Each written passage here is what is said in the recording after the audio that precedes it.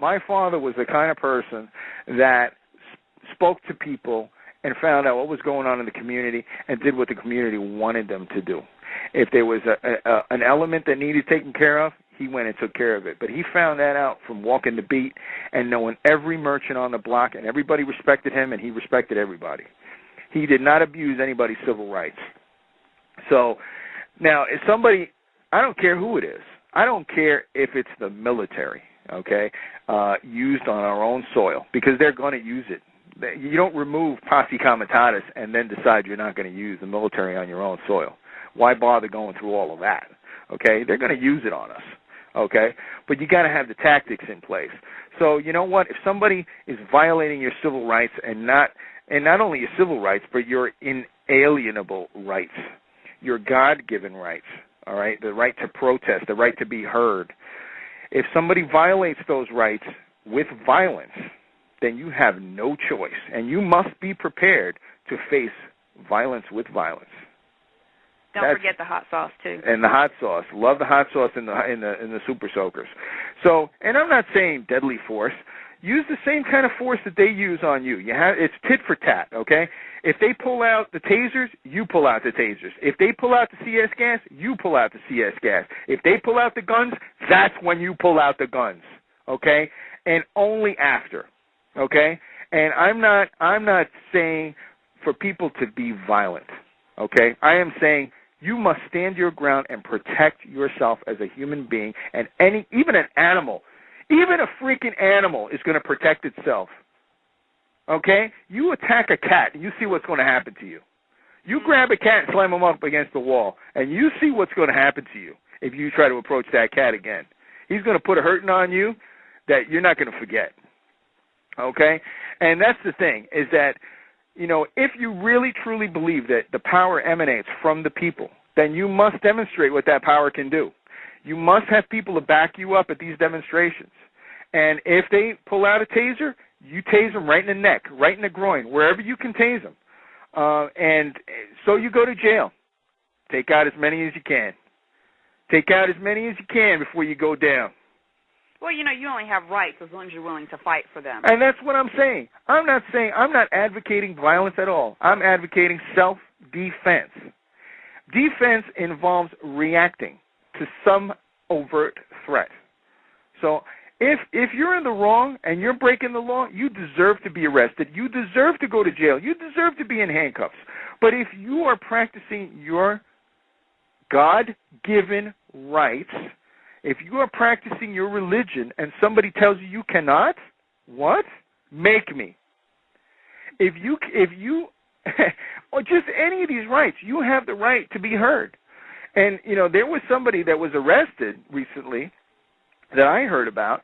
It was the RT person. It was the media person down in Georgia that she was covering the protest of, you know, of the... It was a military base. The military base, the assassin training camp, as they called it. And she got swept up in, you know, because the police told her to move and she didn't move fast enough. And so they twisted her arm, put her in wire shackles, and put her on the bus, searched her like she was a common criminal, and she made it very clear that she was a member of the press. She was wearing a press, you know, identification around her neck. Mm-hmm. And you know, notice how RT has come in line, though. But this is unconstitutional. Yes. The government cannot make any laws regarding the press. And the fact that the judge didn't want to hear their side. That's where I'm getting at here. And so they were put on the side. The police were able to give their side of the story to the judge, and they were never asked to give their side. They were not even allowed to listen to what the police was telling the judge. Now, you know, in everything that I understand about the legal system, you have the right to hear your accuser, and you have the right to hear what you're being accused of doing. Right. And you have the right to defend yourself in court. And you have the right to defend yourself. And a lot of people feel, well, you know, you don't fight the police because the police have an authority, and they, you know, but when the police are breaking the law, they lose all moral authority. Right. When they are inflicting compromise of your civil and alienable rights, I always screw up that word. Then they lose all authority. Right. I'm sorry. I don't want violence to happen, but it's going to happen because when the cops do not uphold the law, they are not the law. Right. They are no longer the law. They lose moral authority. They only have authority if we give it to them. Right. That's the only reason they have authority. And I think part of this is the cops better realize who they're working for, and I mean that's the people, because when we are Homeland Security, folks. We are Homeland Security, not the cops. We are Homeland Security. As I was trying to say, is that once all these states realize they don't have the budget to pay all these police officers, you're going to be unemployed, buddy. You're going to be coming to us looking for a job, and we're going to remember you. We're going to remember your face, your name, your badge number when you come to us asking for a job. We're going to tell you, hell no. Well, all right? And then they're going to bring in the military to police the state because they don't have the budget for it. So let's bow down to Big Federal Brother so they can protect us. You know what? Give everybody a gun and let them protect themselves. All right? We don't need the military. We don't need Big Brother. Right. That's just somebody. Again, what kind of country do you want for your children? What if we don't stand and fight this right now? What kind of country do you leave for your children and your grandchildren? And are they going to ask you one day when you're an old fart, Dad or Grandpa, why didn't you do something when you could have? Because the noose is tightening. Yeah. And what are you going to say? You didn't see it coming?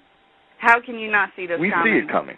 And what is the world going to say about us? I mean, everybody's over here damning Nazis and Hitler and everything, but he was voted in 98%.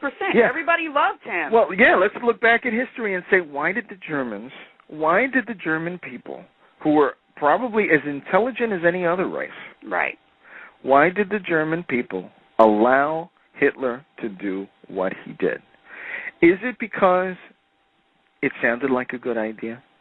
The Jews, those Jewish people over there, they're cheap bankers and jewelers and all that stuff. They're really not for the fatherland, And, it's okay if it's somebody else's rights we're talking about. Our rights are still okay, but your rights, what do I care?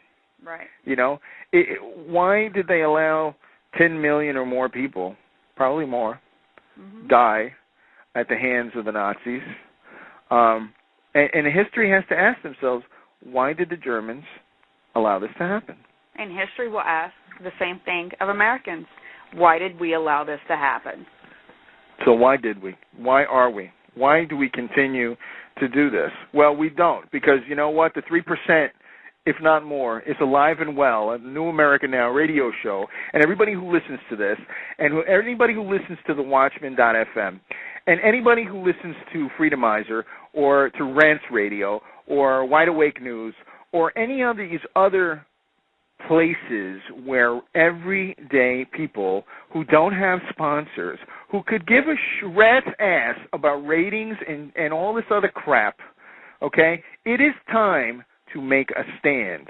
And if it took 3% of the population to fight and bleed and die for the Revolutionary War, then you know what? I'm in good freaking company, okay? 3%, I think we got a lot more than 3% today. And we're not going to let this, you know what? As far as I'm concerned, I think the United States, as it is right now, is dead. It is dead because we no longer, it's the only way to get this back is we got to get rid of the Fed, give constitutional authority of the money to Congress again. We have to abolish corporate interference in legislation and let the people actually decide legislation. Make the states vote for senators like they used to. Right. Instead of directly electing the senators, because there was a reason for that, and I'm not going to go into it right now because I only have a few minutes. But we have to have more Constitution and not less. I just want to say, the IMF is going to plan to make it bad for every solvent country. And, asking for global anything is asking for global government. Yeah. And we need to keep our national sovereignty, because if we think it's hard reaching Washington now, You're not going to be anything to a global government. Power should never be from the top down. We all know kings and queens, emperors and Caesars did not fare well for the average person. Power should always go from the bottom